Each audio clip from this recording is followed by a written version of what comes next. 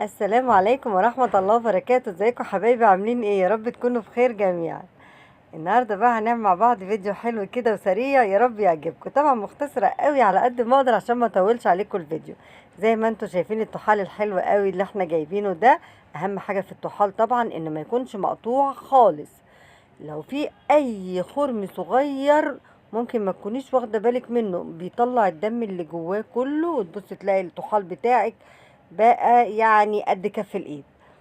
زي ما انتم شايفين كده انا غليت ميه، طبعا انا غاسله الطحال كويس جدا. غليت ميه ورحت حاطه فيه الطحال وبصلايه بقى وملح وفلفل ولوري وحبهان كانك بتسلقي لحمه. طبعا الشوربه بتاعته دي بتترمي، بس طبعا بنتبله كويس عشان خاطر طعم الطحال نفسه يبقى حلو. زي ما انتم شايفين كده حطيت التوابل بتاعتي وهسيبه بقى يغلي كده ولغايه ما يستوي. ادي استوى اهو طلعناه. مجهزه بقى حاجه الممبار زي ما انتم شايفين، خضره وبصل وطماطم وقرن فلفل حلو سبايسي. غسله الممبار كويس جدا ومجهزه حاجتنا كده. اقطعها بقى بسرعه كده. زي ما انتم شايفين اقطع البصل. انا هشتغل بالكب على طول، الطماطم والبصل عشان ما ياخدوش وقت مني. قطعت البصل زي ما انتم شايفين، برضو هضرب الطماطم كلها في الكبة لان انا عايزاها حتت صغيرة مش عايزاها معصورة. انا بقى يعني بدل ما اقطعها على ايدي هديها ضربة في الكبة كده هتطلع لي حتت صغيرة. زي ما انتم شايفين كده مش معصورة، يعني انا مش عايزاها معصورة. قطعت البصل وقطعت الطماطم. نقطع الخضرة بتاعتنا زي ما انتم شايفين. الله على الجمال، بص الالوانات بقى، ابيض واحمر واخضر وايه.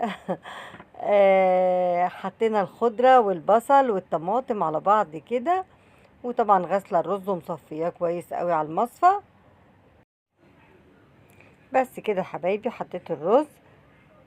طبعا معروف ان كيلو الممبار بياخد كيلو الا ربع، يعني 4 كوبايات رز.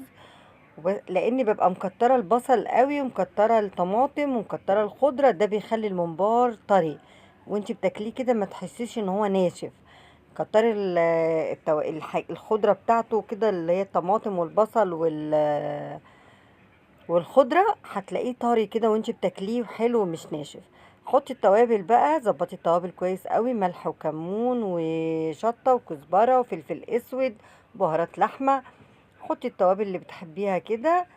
طبعا انا عامله كميه، فطبعا انا بقول المقادير بتاعه الكيلو. حطيت بقى التوابل بتاعتنا كلها كده زي ما انتم شايفين.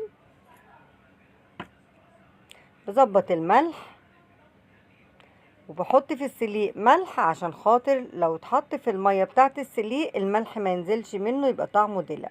لا، انا بظبط الملح في الرز وبظبط الملح في السليق. هنا بقى خلاص قلبت التتبيله بتاعتنا دي كلها كده وبمسك الممبار واحده واحده كده بقى. طبعا ما بملاش الممبار قوي عشان خاطر ما يفرقعش وما يبقاش ناشف. بمشي الرز بايدي زي ما انتم شايفين كده وبتك على الممبرايه كده، بعمل فراغ بين الرز والرز كده عشان خاطر بصوا يعني ببططها كده زي ما انتم شايفين. وبروح قطعه بالسكينه المقاس اللي انا عايزاه. زي ما انتم شايفين الممبرايه بتاعتنا الجميله ديت مش مليانه قوي ومبططاها كده زي ما انتم شايفين. الحبه اللي انا عملتهم بقى قلت لتوته بنتي حبيبتي يلا يا توته اول مره بقى تقف تسقط ممبار، قلت لها اسقتي لي الممبار. حطيت ميه على النار تغلي على عشان انا كنت قاعده بحشي الممبار. قلت لها تبلي كانك هتعملي لحمه. حطت فعلا لوري وحطت ملح وفلفل اسود. اسم الله عليها ست البنات، اول مره تسلق ممبار. لكن لازم تتعود، لازم عودوا بناتكم كده من وهم صغيرين. هي خطوطها الحمد لله مش صغننه قوي، بس يعني ايه اول مره فعلا تظبط تسلق الممبار. هي الحمد لله بتطبخ كويس جدا، كمان احلى مني كمان. بتمسك الممبار كده واحده واحده وبتروح سقطها في الميه وهي بتغلي. قلت لها امسكي الحرفين كده وحطيهم في قلب الميه. اسم الله عليها ست البنات. تسقط الممبار كله كده. اصور لك يا ماما وانا بسقط الممبار؟ ايوه يا دوت تصوري وانت بتسقطي الممبار. ايوه طبعا عشان الفيديو ما يبص.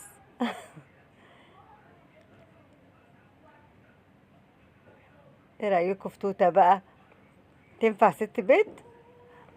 بسم الله ما شاء الله عليها. انا بعودها طبعا انها تقف في المطبخ، الحمد لله طالعه بتحب المطبخ جدا، وبتحب تقف تعمل اكل كده وتمعنن فيه وتألف كمان فيه. وستي توته خلاص سقطت الممبار كده، وهنا الممبار بتاعنا كان استوى كمان وطلعته من الشوربه، وحطيت صينيه صغيره كده فيها زيت على النار، وقمت انا بقى عشان خاطر اقلهولها بيتحمر. فقلت لها لا لا لا، انا اللي هقف احمره. وقفت حمرت يعني على قد المقدار اللي احنا هناكله، وطبعا الباقي بحطه في التلاجة ساعة ما بنحتاج منه بنطلعه بيبقى جاهز كده على طول على التحمير. بقلبه كده على الوشين لغاية ما ياخد اللون الحلو الذهبي كده. بصوا منظر الممبار بيتكلم عن نفسه. الله على الجمال، فعلا كان طعمه حلو قوي، بدل ما بتمليش الممبار قوي في الحشو بيطلع جميل وطري كده. ونسيت اقول لكم انا حطيت فيه زيت. ايوه انا ما جبت سيره الزيت، لا انا بحط زيت في الممبار طبعا واحنا بنحشيه. حطيت كوبايه كبيره زيت، بس مش عارفه هي ما جاتش تقريبا وانا بقلب الخلطه. هنا بقى يا حبايبي مسكت الطحال بتاعنا بقطعه شرايح، شرايح رقيقه كده، مش تخينه طبعا، مش سميكه كده، لا رقيقه حلوه كده في المعقول زي ما بقطعها كده. السكينه باين كانت تلمه ولا ايه، لا بس هو اتقطع كويس وكان الحمد لله مستوي كويس جدا.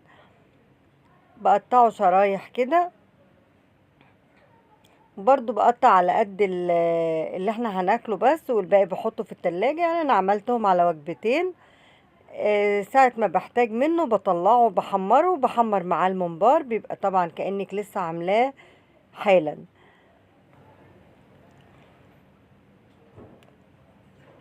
بس هنا حبايبي بصوا بقطع الكمية اللي انا عايزاها بس، والباقي بقى انتوا عارفين ان انا بحطه في التلاجة.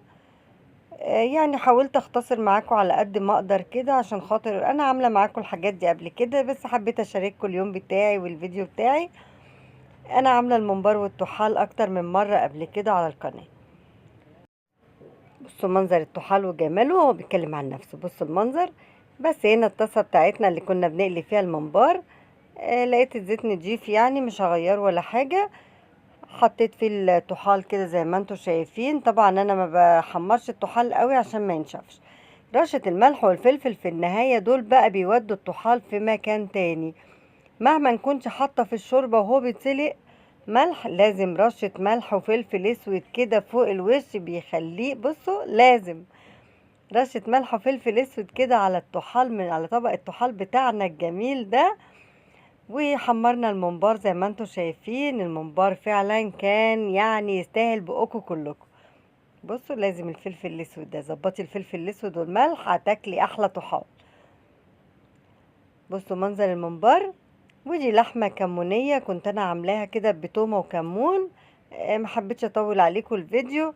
وده الطحال بتاعنا بقى، الله على الجمال. بصوا المنظر، هو بيتكلم عن نفسه. وده كان نهاية الفيديو بتاعي. لو عجبكم الفيديو ما تنسونيش باللايك الحلو والسبسكرايب والكومنت الحلو بتاعكم بيساعدني، وهستنى رأيكم في التعليقات. واشوفكم في فيديو جديد. باي باي.